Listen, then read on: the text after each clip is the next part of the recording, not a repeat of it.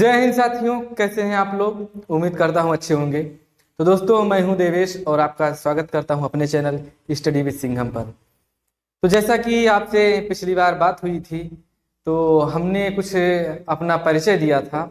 अब परिचय का समय हो गया समाप्त। अब हम लोग शुरू करेंगे। जैसे हिंदी, सबसे पहले हम लोग हिंदी के बारे में जानेंगे कि हिंदी कैसे पढ़ना है। पूरा उसका पहले हम लोग एक डायफ्राम बनाएंगे, जिसमें पूरा एक ड्राफ्ट के नुमा हम पहले बनाकर रख लेंगे, जैसे जिसको कहते हैं पाठ्यक्रम। ये नहीं कि आप जैसे यूपीपी की तैयारी कर रहे हैं या फिर कर रहे हैं लेखपाल की या फिर वीडियो की तैयारी कर रहे हैं, तो आपको ये लग रहा हो कि इसका हिंदी अलग है, उसका अलग है। आप सिर्फ एक बार हिंदी पढ़ लीजिए, नोट्स बना लीजिए, फिर सब जो भी एग्जाम है आपके, उनके अगर आते हैं सिलेबस, तो उस सिलेबस के हिसाब से अपने नोट्स में से उतना ही पढ़िए। बाकी जो हो सकता है मार्केट से बुक्स ले लीजिए, उनसे पढ़ते रहिए। तो सबसे पहले हिंदी, जैसा कि हमने यहाँ पे डाल दिया है, तो हिंदी के बारे में पूरा, सॉरी यहाँ पे हिंदी लिखा है लेकिन ये लिखा है इंग्लिश में तो माफी चाहता हूँ। हिंदी लिखा है, पहले हिंदी लिखेंगे यहाँ पर।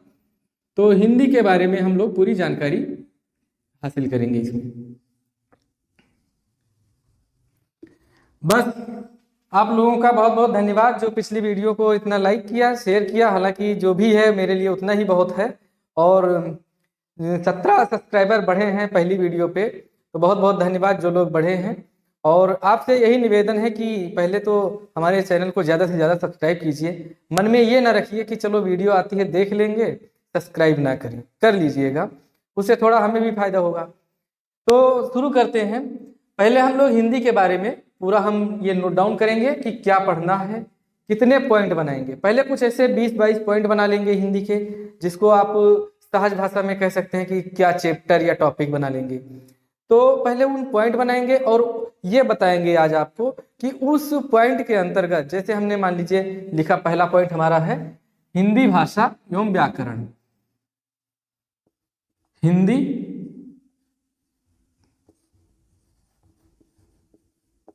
भाषा एवं व्याकरण। अब इस टॉपिक में हमें क्या पढ़ना है, हम इसके बारे में चर्चा करेंगे।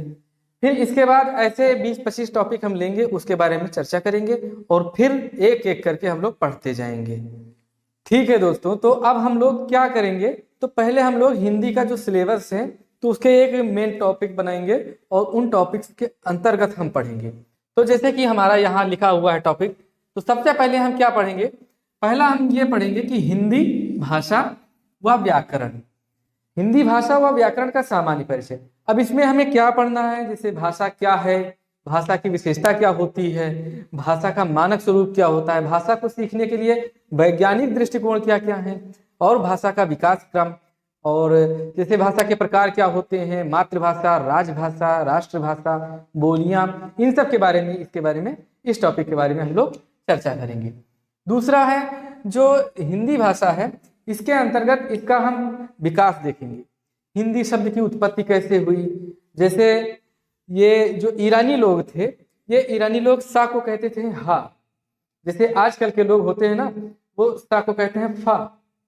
जैसे कैसेट को कहते हैं कैफेट, मतलब उनकी जो तालु लगती है, तो ऐसे ईरानी लोग थे, तो वो भी सा को कहते थे हा। तो वो सिंधु नदी को, जैसे यहाँ पे देखिए, सिंधु नदी को वो क्या कहने लगे, हिंदू नदी। तो इसके बारे में, जैसे हिंदी शब्द के बारे में हम लोग जानेंगे कि कैसे इसका नाम पड़ा, कैसे विकास हुआ, इसका संस्कृत से कितना मतलब संपर्क है, कैसे संस्कृत से ये विकसित हुई, पाली भाषा क्या है, प्राकृतिक भाषा क्या है, और अपभ्रंश क्या है, कितने रूप हैं अपभ्रंश के, इन सब के बारे में हम यहाँ हिंदी भाषा के बारे में जानेंगे। तीसरा टॉपिक हम पढ़ेंगे व्याकरण। व्याकरण क्या है, किसी भाषा को समझने के लिए एक ऐसी पुस्तक है। तो इस पुस्तक के बारे में, जैसे हिंदी हम पढ़ेंगे हिंदी भाषा, तो हिंदी भाषा के बारे में जानकारी जो हमें प्राप्त करेंगे, तो व्याकरण से प्राप्त करेंगे।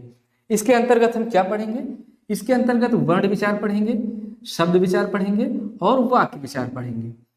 वर्ण विचार, विचार मतलब क्या है, विचार मतलब वर्णों का शुद्ध उच्चारण, शुद्ध लेखन और शुद्ध पढ़ना, यही विचार कहलाता है, वर्ण विचार।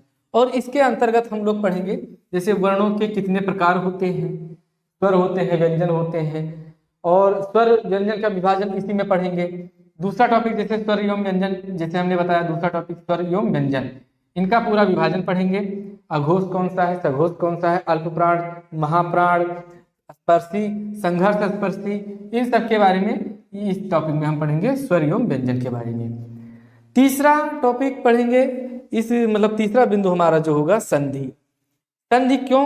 क्योंकि जो वर्ण है, वर्णों के मेल से, दो वर्णों या दो से अधिक वर्णों के मेल से उत्पन्न जो विकार होता है उसको कहते हैं संधि।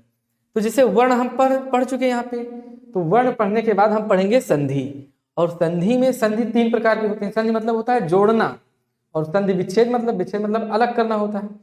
तो संधि पढ़ेंगे, संधि में हम स्वर संधि और व्यंजन संधि, और तीसरा हम पढ़ेंगे विसर्ग संधि।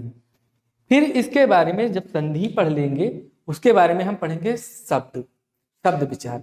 शब्द विचार में क्या पढ़ेंगे, इसमें हम लोग पढ़ेंगे जैसे शब्दों का विभाजन कितने प्रकार से किया गया है। जैसे आधार होते हैं, उत्पत्ति के आधार पर इतने शब्द, रचना के आधार पर इतने शब्द, अर्थ के आधार पर, विकार के आधार पर। तो जैसे उत्पत्ति के आधार पर कौन से शब्द होंगे, तत्सम हो गया, तद्भव हो गया, देशज हो गया, विदेशज हो गया, और चौथा हो गया संकर। तो पांचवा शब्द हो गया संकर। और रचना के आधार पर यौगिक हो गया, रूढ़ हो गया, और योग रूढ़ शब्द हो गया रचना के आधार पर। अर्थ के आधार पर दो शब्द, दो प्रकार से बांटा जाता है शब्दों को अर्थ के आधार पर, सार्थक और निरर्थक। सार्थक किसे कहते हैं और निरर्थक किसे कहते हैं, शब्द की क्या परिभाषा है, इन सब चीज के बारे में हम जानेंगे शब्द विचार के बारे में। और शब्द विचार के बारे में जानने के बाद जो ये वाक्य विचार है, तो इसको हम लोग सबसे लास्ट में पढ़ेंगे, क्योंकि शब्द विचार के बारे में हम डायरेक्ट शुरू कर देंगे यहाँ पे समास। दो शब्दों के या दो से अधिक शब्दों के मेल से जो शब्द बनता है उसको कहते हैं समास। समास चूंकि कोई शब्द नहीं है, समास एक प्रक्रिया है। किसी नए शब्द के निर्माण के लिए जो एक जरूरी प्रक्रिया होती है उसको कहते हैं, उसमें से एक जो महत्वपूर्ण प्रक्रिया है उसे कहते हैं समास। समास का जैसे शाब्दिक अर्थ, परिभाषा, प्रकार, कितने प्रकार के होते हैं, उदाहरण, इन सब के बारे में हम लोग जानेंगे। और ये भी जानेंगे जो सबसे ज्यादा कंफ्यूजन रहता है कि समास कितने प्रकार के होते हैं, मूल रूप से समास कितने प्रकार के होते हैं। तो जैसे कहीं कहीं आप देखेंगे समास के प्रकार हो गए 4 प्रकार के, आपको उत्तर मिलता है, कहीं कहीं मिलता है 5 प्रकार के, कहीं कहीं मिलता है 6 प्रकार के। तो चूंकि ये तीनों उत्तर सही है, 4, 5, 6, तो हम यहाँ पे ये पूरा चर्चा करेंगे कि 3 कौन कौन से हैं।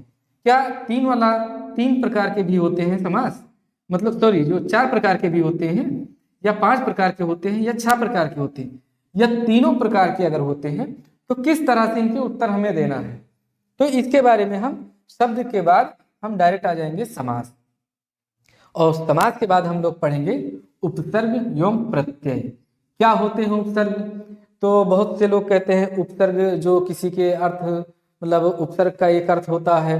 तो चूंकि उपसर्ग और प्रत्यय ये दोनों होते हैं शब्दांश, और हिंदी भाषा में जो सबसे छोटी इकाई है सार्थक इकाई, जिसका अर्थ हो, तो वो है शब्द।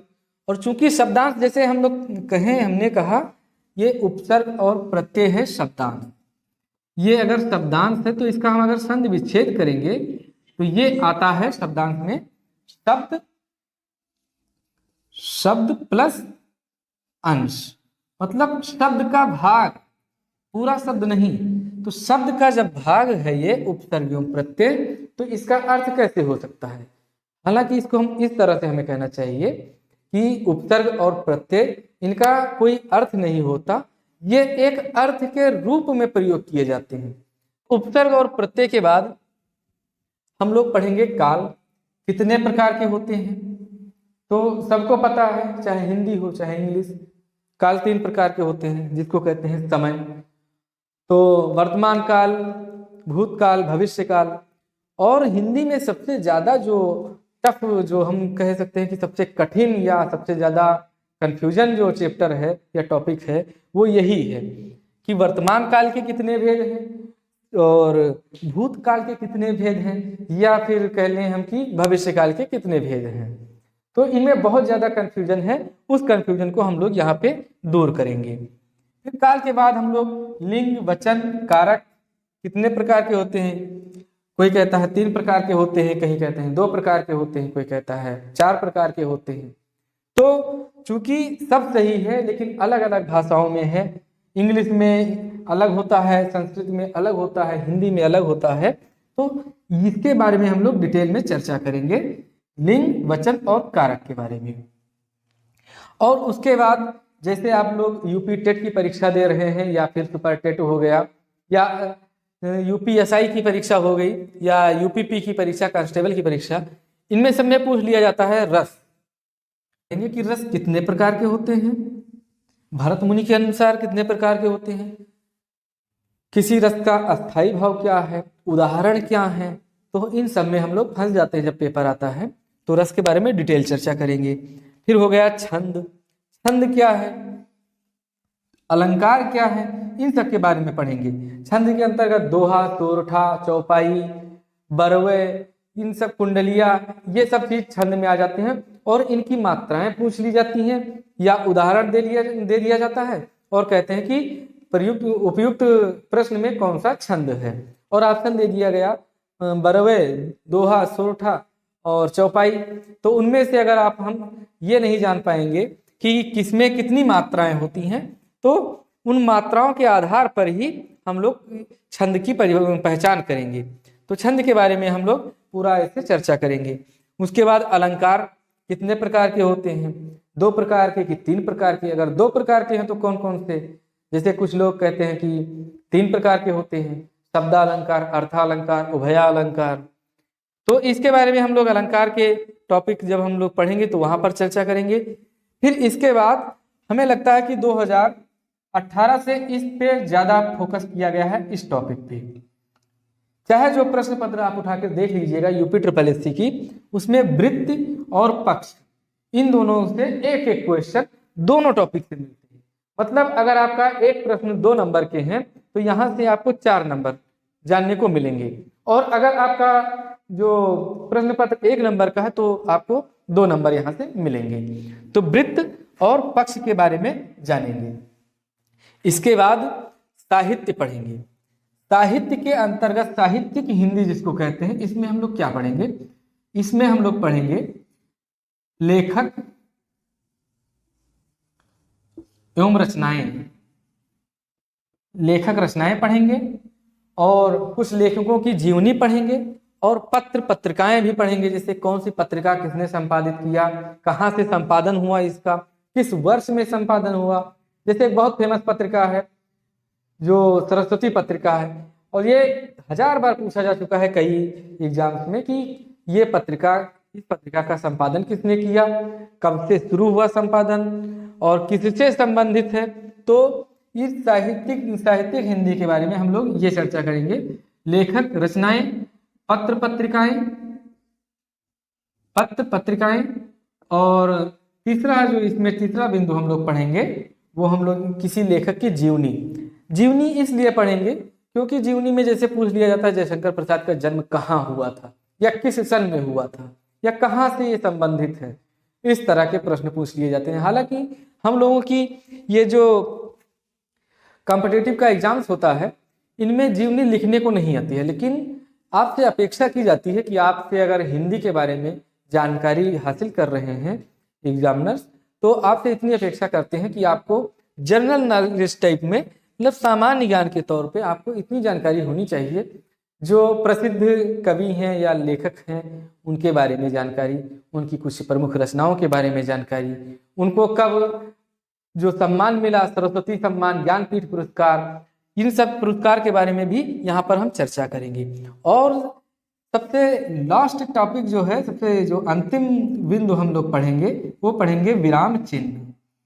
ये हर प्रश्न में परीक्षा में पूछा जाता है विराम चिन्ह, और 1 नंबर का मतलब एक क्वेश्चन हर परीक्षा में ये आता ही आता है, तो इसकी बहुत ज्यादा इंपॉर्टेंट है।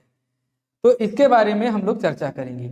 तो इसका आप स्क्रीनशॉट ले लीजिए, और फिर इसके बारे में जो स्पेशल हम इस हिंदी के क्लास में, जैसे हमने स्टार्ट किया है, बहुत सारे हिंदी पढ़ाए होंगे, लेकिन हमने जो स्टार्ट किया है उसमें हम लोग स्पेशल क्या पढ़ेंगे तो उसके बारे में भी चर्चा करेंगे। फिलहाल आप इसका स्क्रीनशॉट ले लीजिए। तो ये जैसे आप लोग देख लीजिए, इसका भी स्क्रीनशॉट ले लीजिए। अब ये हिंदी विशेष इसलिए हमने लिखा है क्योंकि जब हम पढ़ते हैं तो कुछ लोग हमारे कहते थे, कुछ दोस्त लोग कहते थे कि हिंदी आपकी इतनी कैसे मजबूत है, हर शब्द की कैसे जानकारी है कि क्या किसका मतलब क्या होता है। जैसे 2-3 शब्द मिलकर एक कोई बड़ा शब्द बना हो और उसमें से जब हम तोड़कर शब्दों को निकाल देते थे बाहर, तो वो एक अचरज फील करते थे कि कैसे मतलब मूल शब्द क्या होता है, कैसे आपको पता कि इसमें ये मूल शब्द लगा हुआ है। तो वो यहाँ से, क्योंकि यहाँ पे काम करना बहुत जरूरी है।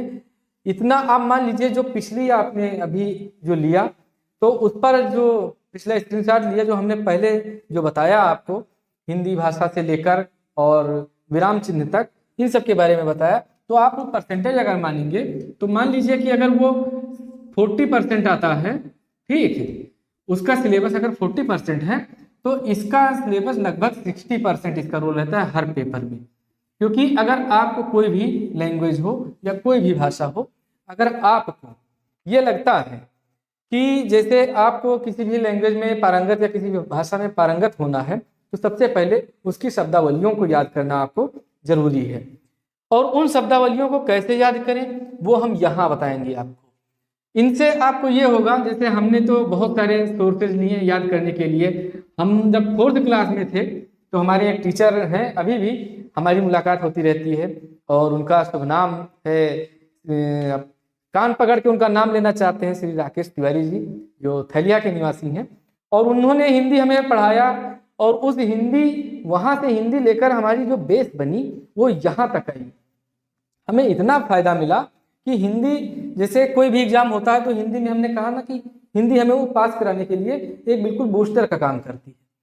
तो अब यहाँ जैसे अब इस पड़ाव पर आकर उसमें धार लगी, जो हमने तैयारी की है उसमें धार लगी है। लेकिन शुरुआती बताइए कि क्लास 4th से हम हिंदी पढ़ रहे हैं, तो ऐसे ही शब्दों को हम याद करते थे। कोई बॉलीवुड का सॉन्ग हुआ तो वहां से भी हम याद कर लेते थे शब्दों को। और जैसे ये यहाँ पे पर्यायवाची शब्द है, अब इसको पढ़ने का तरीका क्या है। आप लोग क्या करते हैं, पेज ले आए, आदित्य की बुक ले आए या कोई लूसेंट की बुक ले आए, और पर्यायवाची आ से लेकर ज्ञा तक जो दिया रहता है, आ से शुरू करते हैं और ई तक आते हैं, फिर आप कहते हैं बस हो गया, याद कर लिया। लेकिन हमारे याद करने का तरीका क्या है। अब पर्यायवाची पूछते हैं, क्यों सबका पर्यायवाची नहीं थोड़ी पूछते हैं एग्जामिनर जो पूछते हैं पेपर एनालिसिस का, यही एक फायदा है कि पर्यायवाची, अब जैसे हम आपको बताएंगे तो आप समझ जाएंगे कि पर्यायवाची में कैसे पूछते हैं। पर्यायवाची में आप इससे पूछते हैं प्रमुख देवता, जो प्रमुख देवता हैं उनकी पर्यायवाची पूछेंगे, प्रमुख नदियों की पर्यायवाची पूछेंगे, जैसे गंगा हो गई, यमुना हो गई, इसकी पर्यायवाची पूछेंगे। सूर्य, जो प्रमुख प्रकृति है उनके, सूर्य, अब इनमें कौन कौन से आ जाएंगे, इसमें आ जाएंगे, जैसे हम मान लीजिए प्रकृति, तो प्रकृति में कौन कौन से, वन मतलब जंगल, वन के बाद दिन भी तो एक प्रकृति का देन है, तो दिन, रात, दिन और रात, फिर इसके बाद सूर्य भी एक प्रकृति है, चंद्रमा। अब देखिए पूरा बॉलीवुड है ये, चांद, तारे, फूल, शबनम। हाँ, फूल से याद आ गया, पुष्पों की, फूल का भी पर्यायवाची पूछा जाता है। जैसे फूल का पर्यायवाची क्या हम बता दें, पुष्प, ये जो पुष्पा है, पुष्पराज, ये पढ़ेगा नहीं तो ये पुष्प है, हमने पुष्पा लिख दिया, सॉरी, पुष्प, सुमन, फूल, ये फूल का पर्यायवाची है, फूल के पर्यायवाची, फूल, पुष्प, सुमन, प्रसून, कितने अच्छे अच्छे शब्द देखिए।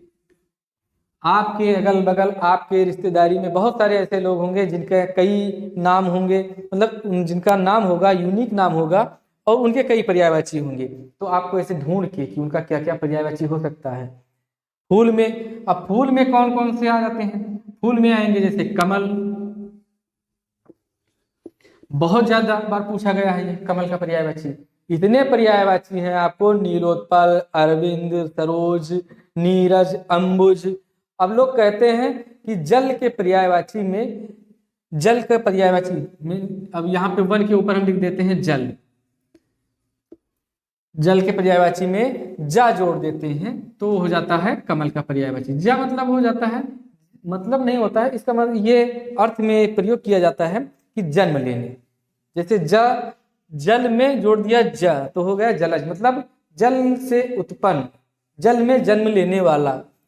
तो जल के पर्यायवाची हो गया, आपको याद करना है बादल, समुद्र। तो ऐसे याद करना है, आपको एक चार्ट बनाना है और आपको एक एरिया बनाना है कि किस किस एरिया से क्वेश्चन पूछे जाते हैं, कहाँ कहाँ कौन कौन से इंपॉर्टेंट हैं। तो इसके बाद ये हो गया पर्यायवाची। ये हमने बताया कि पढ़ने का तरीका, ऐसे पढ़ते हैं। पर्यायवाची याद करना तो ऐसे याद करिए, वैसे अगर आप याद करते रहेंगे तो पूरी जिंदगी निकल जाएगी। इतने शब्द हैं हिंदी शब्दकोश में, और हिंदी में जब कम पढ़ जाते हैं तो संस्कृत का भी उठा लाते हैं और विदेशज भी आ जाते हैं। तो इतने शब्द हैं हिंदी में, कितने का पर्यायवाची आप याद करेंगे? तो कुछ प्रमुख पर्यायवाची याद करना है आपको। विलोम भी हो जाता है, विलोम भी जो रोजमर्रा की जिंदगी में जो आने वाले शब्द हैं, जैसे दिन है तो दिन का क्या, रात, भूख है, प्यास। तो इन सब की ऐसे ही हमको याद करना है विलोम, प्रमुख विलोम याद करना है। विलोम में भी एक खासियत होती है कि बराबरी टक्कर का शब्द लिया जाता है। जैसे अगर शब्द तत्सम का है तो उसका विलोम भी तत्सम का होगा। जैसे हम आपको ये बताते थे, कहते ना दुश्मनी टक्कर में करनी चाहिए, जो अपनी बराबरी का हो उसी से दुश्मनी करना चाहिए। कहीं कहीं ये भी होता है कि लोग आपके दुश्मन को देख के आपका अंदाजा लगाते हैं, कहावत है वैसे, हम तो नहीं मानते। तो विलोम शब्द अगर पढ़ना है तो विलोम कैसे पढ़ना है? विलोम ऐसे पूछे जाते हैं कि जैसे मान लीजिए विलोम तत्सम है, अगर कोई शब्द तत्सम दिया है तो उसका तत्सम का विलोम तत्सम ही होगा। ये नहीं कि शब्द दे दिया तत्सम और उसका विलोम कर दिया तद्भव। जैसे हम आपको उदाहरण दिखाते हैं, रात्रि। ये जो रात्रि है, रात्रि एक तत्सम शब्द है, ठीक, और इसका विलोम क्या होगा? इसका विलोम होगा दिन, ठीक। दिन तत्सम है। आपको जानकर हैरानी होगी कि ये तत्सम है कि तद्भव है, लेकिन हम आपको बता दें कि ये तत्सम शब्द है, दिन। रात्रि का दिन, और रात्रि का तद्भव क्या होता है? रात्रि का तद्भव होता है रात, रात। तो दिन का तद्भव क्या हो जाएगा? पहली बार अगर जो लोग सुन रहे हैं वो थोड़ा संभल के सुनिएगा, भूलिएगा मत। दिन का जो तद्भव होगा वो होगा दिवा, सॉरी, ये दिवा है। अब अगर आप सूर्य की पर्यायवाची याद करना है, अब हम क्या करते हैं, मान लीजिए हमारे माइंड में नहीं पता है कि दिवाकर किसका पर्यायवाची है, और दिवाकर किसका पर्यायवाची होता है? सूर्य का। क्यों? क्योंकि दिनकर कहते नहीं है, दिनकर सूर्य का पर्यायवाची। ये तत्सम हो गया क्योंकि दिन जुड़ा है, ये तत्सम हो गया। अब दिन का तद्भव क्या होता है? दिवा, तो ये हो जाएगा दिवाकर। दिवाकर किसका पर्यायवाची हो जाएगा? जबकि दोनों का मतलब सेम है तो एक ही का तो होगा, तो ये भी हो जाता है। हालांकि ये तद्भव हो जाएगा, ये तद्भव हो जाएगा, तो ये होगा किसका? सूर्य का पर्यायवाची। तो हम क्या करते हैं, ऐसे ही शब्दों को तोड़ के कहाँ से जोड़ देते हैं। ये शब्द आपको, ये कला कहाँ से आएगी? जब आप गहन अध्ययन करेंगे हिंदी का। और गहन अध्ययन ये नहीं कि आप चले जाइए हिमालय में और खोह में बढ़िया बैठ जाइए और उसी में आप तपस्या करने लगे कि आज हम हिंदी जान कर ही जाएंगे। अरे पढ़िए, आप गाना सुनते हैं, बॉलीवुड का सॉन्ग सुनते हैं, तो उसमें भी शब्दों पर ध्यान दीजिएगा। ऐसा तो नहीं कि आप ढिंचक ढिंचक करके बस गाना खत्म कर देते हैं। हिंदी के सॉन्ग जो भी हैं आजकल के, तो मान लो सब इंग्लिश ही उसमें है, लेकिन आप अगर गाना सुनते हैं या कोई मूवी देखते हैं, डायलॉग मारने का आपको बहुत शौक है, तो वहां से भी शब्दों को अडॉप्ट कीजिए और अपनी डिक्शनरी मजबूत कीजिए हिंदी की। वह सॉरी, वहां से आपको ये मजबूत होगी, आपकी जो शब्दकोश की शैली है, कैसे शब्दों को याद करें, ये मजबूत होगा। दूसरा, ये तीसरा टॉपिक है, ये पढ़ेंगे युग्म भेद। ये युग्म भेद क्या है? ये युग्म भेद है कि दो शब्द ऐसे दे देते हैं लगभग सेम, और पूछ लेते हैं उनका कि दोनों का अर्थ क्या है। जैसे एक शब्द है तरणी और दूसरा शब्द है तरड़ी।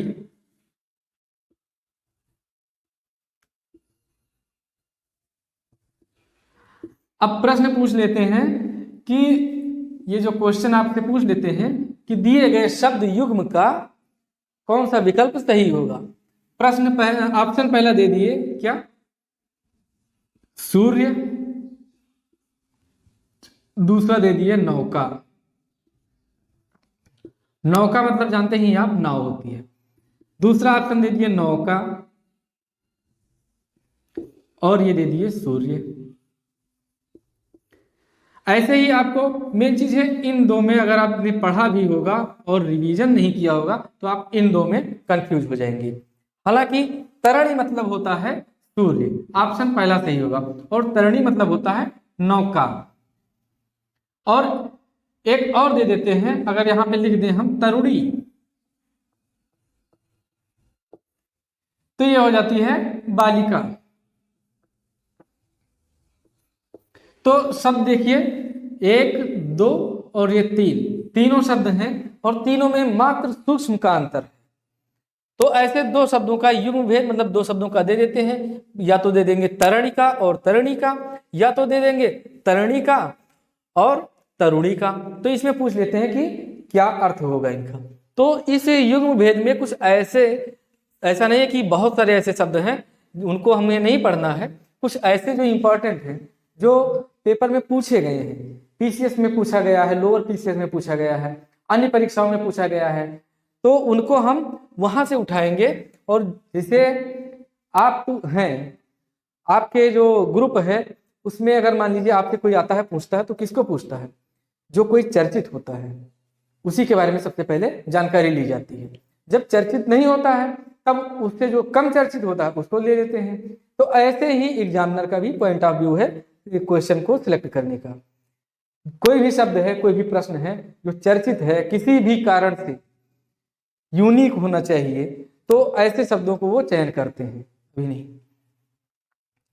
अगला है अनेकार्थक, अनेक शब्दों के लिए एक शब्द।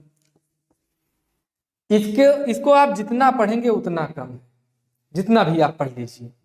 इसको हम नहीं कहेंगे इसका सीमित एरिया है, लेकिन ये हम जरूर कहेंगे कि प्रीवियस ईयर के पेपर जो प्रैक्टिस सेट है उनको सॉल्व करिए, और वहां से आपको ज्यादा मतलब जानकारी मिलेगी। इसमें जैसे जिसका पति विदेश गया हो, जिसका पति विदेश से वापस आया हो, जो कुछ ना खर्च करता हो, जो बिल्कुल कंजूस हो, जिसके पास कुछ ना हो, इन शब्दों के लिए क्या? जैसे जिसके पास कुछ भी ना हो, तो उसके लिए एक शब्द है अकिंचन। अकिंचन, अकिंचन मतलब क्या होता है?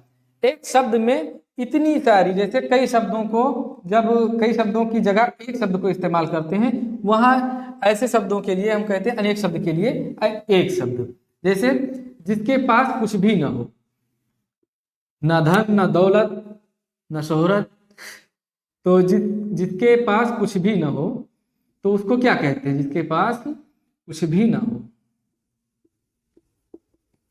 तो उसको कहते हैं अकिंचन। जैसे आपने नाम सुना होगा अजात शत्रु। तो अजात शत्रु क्या है? अजात शत्रु का मतलब होता है, अब ये जब पढ़ लेंगे हमारे साथ, उपसर्ग प्रत्यय, तो आप सही जान जाएंगे। अजात, जात, इसमें तीन शब्द है।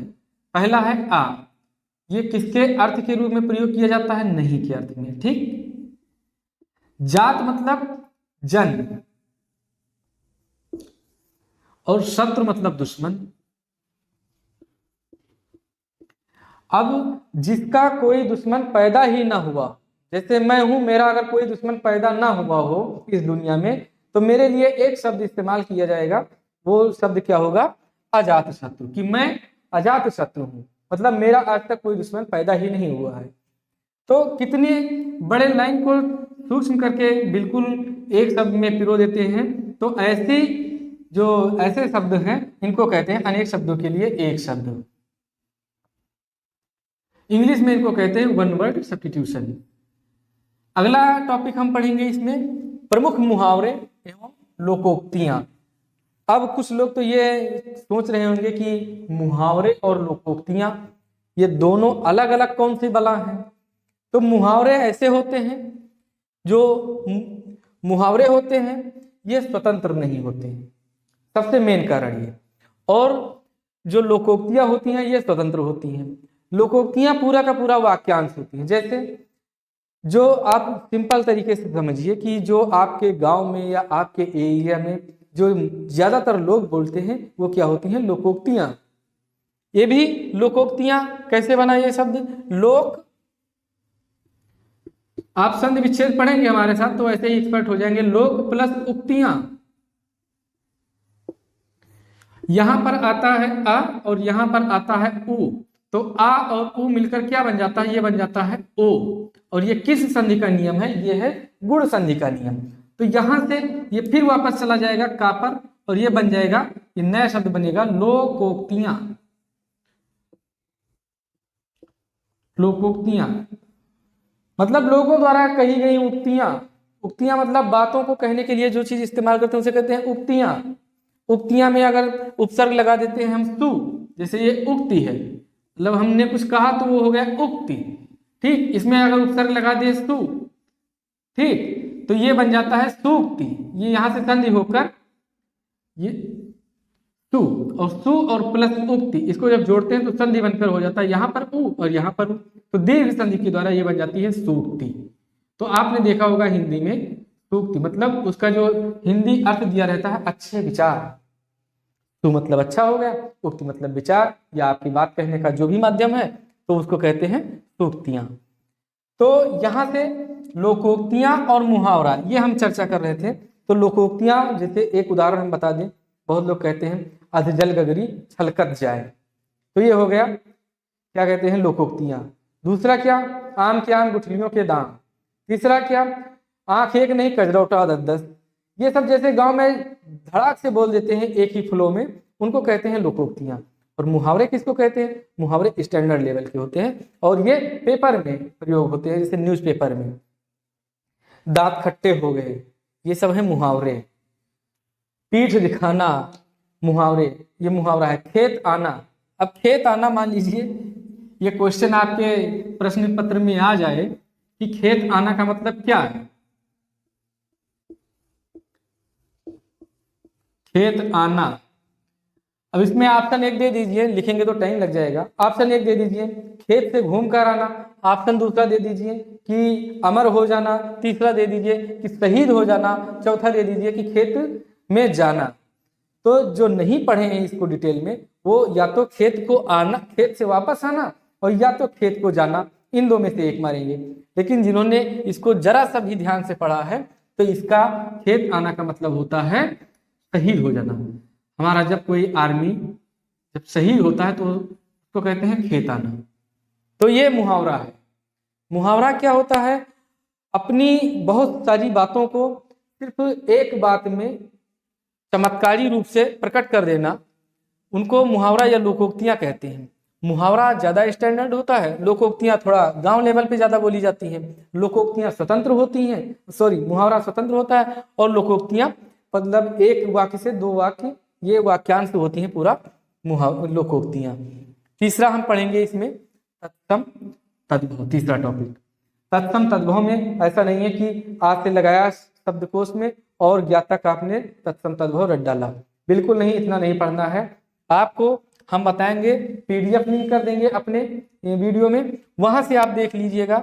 तो इसमें इंपॉर्टेंट चीज जैसे पूछी जाती है, जैसे कुत्ता है, घोड़ा है, बंदर है, आम है, चावल है, गेहूं है, गाय है, शेर है, बाघ है, आग है, अग्नि है, इनका सबका तत्सम या तद्भव, दिन है, रात है, इनका सबका तत्सम तद्भव पूछा जाता है। तो ऐसे शब्दों को मतलब हम लेंगे। एक यूपी टेट में आया था, एक हमें हमारे एक दोस्त थे, वो मिले थे, पूछ रहे थे, मतलब हमसे कह रहे थे कि एक पूछा गया तत्सम कि कंघी का तत्सम क्या होगा। अब बताइए क्या क्या पढ़े हम लोग, कंघी, सीसा, इन सब का बताओ तत्सम पूछ लेते हैं हमारे एग्जाम में। और लोग कहते हैं कि अरे पढ़ना क्या है, हिस्ट्री, ज्योग्राफी, साइंस पढ़ लो बस हो गया। एक एक चीज पूछा जाता है परीक्षा में। अगर आप परीक्षा दे रहे हैं कंपटीशन की, तो आप अगर गांव से रिलेटेड हैं या नहीं हैं, फिर भी आपसे गांव की जानकारी पूछी जाएगी। क्यों? क्योंकि वो मान के चलते हैं कि हम जिस बंदे को चुन रहे हैं उसको समस्त विषयों का सामान्य ज्ञान होना चाहिए। जैसे खेत में गेहूं की प्रजातियां पूछ लेते हैं जीएस के क्वेश्चन में, और गेहूं की प्रजातियां हो गई, गेहूं का न्यूनतम समर्थन मूल्य जो होता है हर वर्ष का जारी होता है वो पूछ लिया जाता है, एनपीके क्या है, उर्वरक क्या है, ये सब पूछ लिए जाते हैं। तो ऐसा नहीं है कि सब पूछा जाता है, लेकिन हर जगह से, मतलब हर एरिया से प्रश्न में ये पूछ लिया जाता है। जो इंपॉर्टेंट चीज होती हैं सामान्य ज्ञान के तौर पे, उनको आपसे अपेक्षा रखते हैं कि आपके पास इतनी जानकारी होनी चाहिए। तो कंघी बता रहे थे, कंघी का तत्सम पूछ लिया गया, कितनी घरेलू है, हर बंदा इसको इस्तेमाल करता है, और तत्सम क्या जरूरत है बताओ। इंग्लिश में तो शायद कॉम्ब कहते हैं इसको, लेकिन संस्कृत में इसको क्या कहते हैं? इसका तत्सम होता है कंकटी। कंकटी। अब बताइए, जो नहीं जानता है गलत करके चला आया। एक और ऐसे आपसे तत्सम पूछ लिया गया, दर्पण का तत्सम, सॉरी दर्पण तो ये तत्सम है ही, दर्पण का पूछ लिया गया था आपसे तद्भव क्या है। तो दर्पण का तद्भव होता है आरसी। आपने एक मुहावरा पढ़ा था कि हाथ कंगन को आरसी किया, मतलब अगर हाथ में कंगन है तो आरसी क्या। देखिए थोड़ा ब्रॉड लेवल पे सोचिएगा कि ये कैसे मुहावरा बनते हैं। हाथ में अगर कंगन है तो इस कंगन को देखने के लिए हमें आरसी मतलब दर्पण की क्या जरूरत है, हम ऐसे ही देख लेंगे आंखों से। तो कहने का मतलब, अब इसका अर्थ में अर्थ क्या निकलता है, वहां पे आप इसको कैसे अटैच कर सकते हैं, इस अर्थ को कैसे कनेक्ट कर सकते हैं। इसका सीधा सा अर्थ जो व्याकरणिक तौर पे अर्थ है वो होता है कि प्रत्यक्ष को प्रमाण की जरूरत नहीं होती। तो प्रत्यक्ष, प्रत्यक्ष क्या है? कंगन है। तो जब हम देख रहे हैं कि हमारे हाथ में कंगन है तो हमें प्रमाण की जरूरत क्या है कि हम आईना ले आए या कुछ देखें। तो इसीलिए अब वहां से एक शब्द निकला आरसी, और आरसी किसका तद्भव है? तो आरसी दर्पण का तद्भव है। ऐसे ही आप जुड़े रहिए हमारे साथ, बहुत सी ऐसी जानकारी आपको मिलेंगी, ऐसे नए नए शब्द मिलेंगे जो आपको देखने को मिलेंगे कि आप सोचेंगे कि कहाँ से आ जाते हैं और कैसे हमें नहीं याद होते, बिल्कुल आपको याद हो जाएंगे। देशज शब्द के बारे में पढ़ेंगे। देशज शब्द में पूछ लिया जाता है कटोरा। सुनकर तो हंसी लग रही होगी, कटोरा भदेला क्या लग रहे हैं ये, लेकिन कटोरा, झिलमिल, ये सब देशज शब्द हैं। विदेशज जो हमारे देश से बाहर के शब्द हैं उनको विदेशी शब्दों में काउंट करते हैं। इन विदेशी शब्दों के अंतर्गत ही अरबी, फारसी, पुर्तगाली, चीनी आते हैं। कौन कौन से शब्द अरबी हैं, फारसी कौन सा है, पुर्तगाली कौन सा है, चीनी कौन सा है? मतलब चीनी ये शक्कर नहीं है, ये चीन वाला शब्द, इसको कहते हैं चीनी। इंग्लिश में कहते हैं चाइना, हिंदी में कहते हैं चीनी। ठीक, जैसे हिंदुस्तान हिंदुस्तानी, चीन चीनी, ये भी एक विशेषण का ही रूप है। तो इसको हम जब पढ़ेंगे ग्रामर में तब वहां से हम इसको आप मतलब पूरी जानकारी आपको हो जाएगी। तो इन सब चीजों, अब ये जो पुर्तगाली, फारसी, अरबी, विदेशज, चीनी ये शब्द हैं, तो क्या चीन में जितने शब्द बोले जाते हैं सबको हमें पढ़ना है? नहीं, कुछ शब्द ऐसे हैं जो, जैसे चाय हो गया, चाय एक चीनी शब्द है, आपको जानकर हैरानी होगी। चाय आज जैसे कहते हैं कि इंडिया में बहुत पीते हैं, लेकिन ये चाइना का शब्द है, चीनी का शब्द है। आप ऐसे याद रख सकते हैं कि चाय बिना चीनी के अच्छी नहीं लगती, तो ये चाय किसका? चीनी का शब्द है। तो ऐसे ही कुछ शब्द होते हैं इंपॉर्टेंट शब्द, और उनको हम लोग ऐसे जानेंगे। ठीक, दूसरा टॉपिक जो बचा हमारा ये प्रशासनिक शब्दावली। प्रशासनिक शब्दावली ये पूछा जाता है, और इसमें क्या पूछा जाता है? इसका ट्रांसलेशन पूछा जाता है। प्रशासनिक शब्दावली आपको अगर रटना नहीं, मतलब समझना है, तो कैसे समझ सकते हैं? बाबा योगी आदित्यनाथ जो हमारे उत्तर प्रदेश के मुख्यमंत्री हैं, उनका सिर्फ भाषण सुनिएगा। जैसे हमारे उत्तर प्रदेश सरकार में, लोकतंत्र में, प्रजातंत्र में जो भी हमारे अराजक तत्व हैं, तो ये सब क्या है, प्रशासनिक शब्दावलियां हैं वो जो इस्तेमाल करते हैं, और उनका इंग्लिश ट्रांसलेशन पूछा जाता है। इंग्लिश ट्रांसलेशन पूछा जाता है उन शब्दों का, और उन शब्दों में जैसे अधिसूचना हो गया, अधिसूचना, अधिसूचना को इंग्लिश में क्या कहते हैं, इसको कहते हैं नोटिफिकेशन। हमने जो जिसमें हमारा चयन हुआ है लोअर पीसीएस 2016 में, इसमें ये क्वेश्चन आया था अधिसूचना का इंग्लिश में ट्रांसलेशन क्या होगा। हिंदी के सब्जेक्ट में ये आया था, हिंदी के पार्ट में एक ये अधिसूचना आया था शब्द, और हाँ एक आया था अथॉरिटी। ये दो शब्द पूछे गए थे। तो इन शब्दों को कुछ जैसे जो रोजमर्रा के शब्द हैं इनको आपको याद करना जरूरी है, और ऐसे ही आपकी जो शब्दकोश है ये मजबूत होगी। और जो सबसे अंतिम बिंदु आज का, जैसे इस पाठ्यक्रम का सबसे अंतिम बिंदु है, वो हम चर्चा करने जा रहे हैं, वो क्या है, वो है वर्तनी। तो इसको हम मिटा देते हैं। उम्मीद करते हैं एक बार आप इसका वो स्क्रीनशॉट ले लीजिए क्या क्या टॉपिक हैं, और फिर हम आपको बताएंगे कि इसको वर्तनी शुद्ध की क्या इंपॉर्टेंस है और कैसे इसको हम पढ़ें। तो ये है वर्तनी। वर्तनी शुद्धि के बारे में क्या हम जानेंगे, वर्तनी क्या, किसी शब्द को कैसे लिखना है, कैसे उसको बोलना है, ये बहुत ज्यादा इंपॉर्टेंट है। और ये हमेशा प्रश्न पूछा जाता है। जैसे आपने हमेशा कहते होंगे आप हिरण्यकश्यप, आप ऐसे कहते हैं हिरण्यकश्यप, और पूछ लिया जाता है कि ये वर्तनी क्या सही है या गलत है, तो ये बिल्कुल गलत है। इसका सही रूप क्या होता है, हिरण्यकशिपु। यहां से देखिए का और शी पू, आपने देखा होगा अनाधिकार,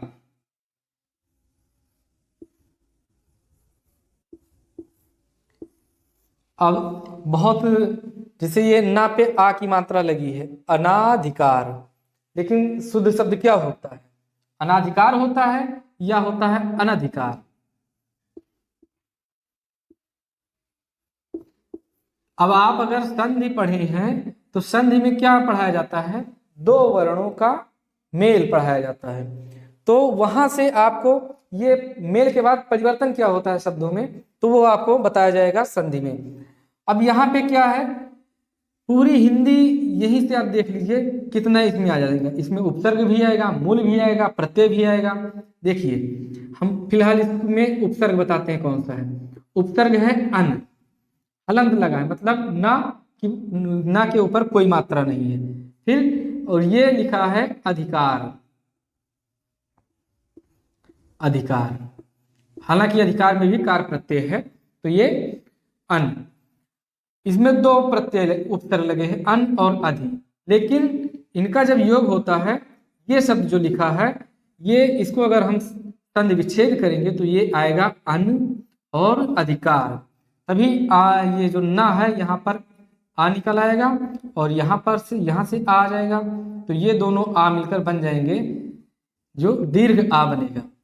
जब दीर्घ आ बनेगा तभी यहाँ से ना पे मात्रा ये चढ़ जाएगी, दीर्घ आ की मात्रा चढ़ जाएगी, और ये धिकार हो जाएगा, तो ये बनता है अनाधिकार। क्योंकि अन उपसर्ग होता ही नहीं है हिंदी में, ये आधा ना होता है यहाँ पे, तो इसीलिए ये शब्द पूरा हो जाता है गलत। और सही कौन हो जाता है, ये हो जाता है। क्यों, क्योंकि यहाँ पर देखिए अन उपसर्ग और फिर यहाँ पे अधिकार लगा दीजिए, अधिकार। तो यहाँ पे देखिए जो स्वर है और स्वर के आगे जो व्यंजन दिया हुआ है स्वर रहित है, तो ये स्वर आ जाएगा इस पे, तो ये बनेगा, ये पूरा हो जाएगा अन, और यहाँ से ये मिट जाएगा, इसकी मात्रा यहाँ पे पूरी हो जाएगी, ये अधिकार लग जाएगा, तो ये शब्द हो जाता है क्या, अनधिकार। ऐसे ही बहुत शब्द हैं वर्तनी की शुद्धि के लिए आते हैं, और उसमें आपसे पूछ लिया जाता है और आप गलती कर देते हैं। तो ऐसे ही सब चीज़ों को हम बारीकी से जानेंगे। ऐसा नहीं है कि हमारा कोई ये फुल प्रूफ प्लान है कि यूट्यूब पे हम बिल्कुल सक्सेस हो जाएं, कुछ भी नहीं है। बस यही उम्मीद लेके आए हैं कि जो 2-3 महीने हमारे पास हैं ज्वाइनिंग के बीच का समय, इसको हम वेस्ट करने से अच्छा है कि ऐसा हम प्रयोग करें कि ये हमेशा के लिए हो जाए। जो भी हमारे बंधु हैं, जो भी हमारे भाई बहन हैं, जो भी आते हैं कंपटीशन के क्षेत्र में, चाहे वो यूपी टेट के हो या सुपर टेट हो या सीटेट हो या यूपीपी कांस्टेबल या वीडियो, कोई भी ऐसी परीक्षा हो जिसमें हिंदी आती है, उसके लिए कोचिंग आप जाइए, बिल्कुल जाइए, आपकी मर्जी, आपकी इच्छा। लेकिन कोचिंग से आने के बाद एक बार अगर यहाँ पर भी देख लीजिएगा वीडियो, तो आपको ज़्यादा मेहनत करने की ज़रूरत नहीं पड़ेगी, क्योंकि हम यहाँ पर वही बताएंगे जो परीक्षा में आता है। बाकी पढ़ने के लिए तो पूरी पोथी है आपके पास। पोथी मतलब पुस्तक, पुस्तक संस्कृत शब्द है, मतलब तत्सम शब्द है, और इसका जो तद्भव होता है वो होता है पोथी। इसलिए गांव देहात में जो शब्द बोले जाते हैं वो अक्सर बोले जाते हैं तद्भव, और जो संस्कृत से आते हैं डायरेक्ट शब्द उनको कहते हैं तत्सम।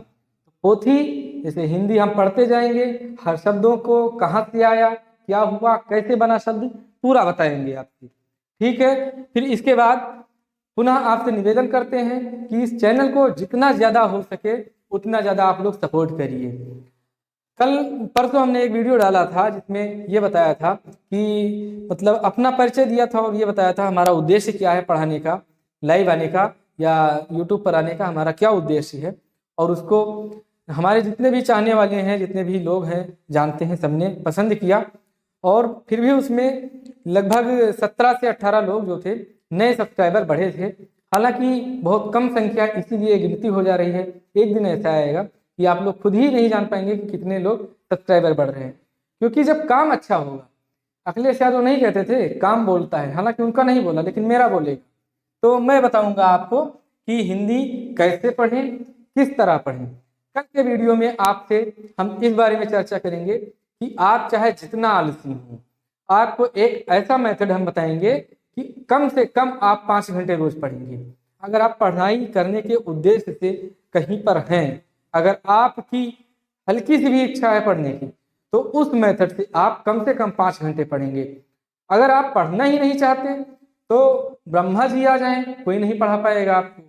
लेकिन अगर आप पढ़ना चाहते हैं, आपके अंदर आग है कि हमें नौकरी लेनी है, कहीं ना कहीं सेटल होना है, एग्जाम क्वालिफाई करना है, तो कल से मैं जो आपको एक रूल बताऊंगा या नियम कह लीजिए, तो उसमें आपको कम से कम 5 घंटे आप पढ़ेंगे ही पढ़ेंगे। और ऐसा नहीं है कि दिन से लगा दिए सुबह 7 से और 12 लगातार 5 घंटे, ऐसा कुछ भी नहीं होगा। आप अपनी मर्जी के हिसाब से खुद ही पढ़ेंगे, खुद ही शुरू हो जाएंगे। बस कल का वीडियो आप इंतजार कीजिए और इस वीडियो को जितना हो सके शेयर कीजिए। ठीक है, मिलते हैं अगले एपिसोड में, मतलब अगले वीडियो में। तब तक के लिए आपसे जय हिंद।